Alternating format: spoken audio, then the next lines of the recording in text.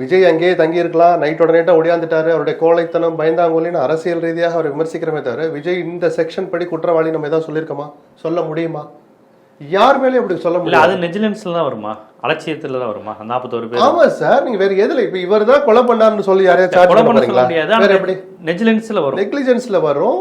இது பெருசா யாரு மேலே சார்ஜ் பண்றதுக்கு ஆதாரங்களே வராது. தார்மீக பொறுப்பு அவரா எங்க வேணும்? அந்த கூட்டத்துக்கு அனுமதி கேட்டு கடிதம் கொடுத்தது யார்? கரூர் மாவட்ட கிழக்கும் மதியழகன் அப்படின்னு அவர் மேல வந்து ஒரு ரெஸ்பான்சிபிலிட்டியை திணிக்கிறதா தான் வருமே தவிர அவருக்கு எதிராக அவங்க கூட ஆதாரங்கள். அப்போ அவங்க சில ஆதாரங்களை மதியழகன் தரப்பு வக்கீல் சும்மா இருப்பாரா? நாங்கள் இதெல்லாம் அப்ஜெக்ட் பண்ணோம், போலீஸ் ஏற்றுக்கலாம் அப்படின்னு மாறி மாறி சொல்லிட்டு ஒரு கூத்தா நடத்திட்டு போவாங்களே தவிர ஒரு கன்ஸ்ட்ரக்டிவாக இதுதான் ரிசல்ட்னு வர்ற மாதிரியான வழக்கு இது அல்ல. இப்படிப்பட்ட வழக்கில் நாம் அவசரப்பட்டு சிபிஐக்கு வந்துட்டோமா அப்படின்னு நினைக்கிற அளவுக்கு இந்த அனுபவம் இருக்க போகுதா? இந்த ஒரு நாளோட முடிக்கிறாங்களா? இல்லை சிபிஐ இடியினுடைய வழக்கமான இன்கம் டேக்ஸுடைய வழக்கமான நடைமுறைப்படி அந்த விசாரணை முடிஞ்சு எந்திரிக்கும் போதே அடுத்த வாய்தாவுக்கான லெட்டரையும் கையில் நோட்டீஸை கையில் கொடுத்து அனுப்புவாங்க.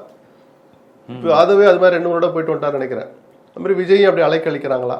அப்படி இது சட்ட ரீதியாக நடக்குது, நாங்கள் அதில் தலையிடுதில்லைன்னு பிஜேபி சொன்னால் கூட அரசியலில் இருக்கிறதுக்கான வாய்ப்பு இருக்குன்னு நம்ம நம்புகிறோம். ஏன்னா நேரம் அந்த மாதிரி நேரம். எப்படியாவது விஜயை தங்கள் பக்கம் இழுக்கலாமான்னு ஒரு முயற்சி ஆரம்பத்துலேருந்து எடப்பாடி பண்ணது தான். அவர் கொஞ்சம் ஓஞ்சிட்டார், வரலை.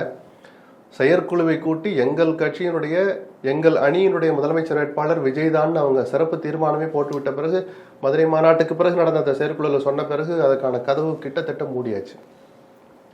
நான் ட்ரை பண்ணி பார்த்தே முடியல. நீங்கள் பாருங்களோட ஒரு பிஜேபிகிட்ட சொல்லியிருக்கலாம்.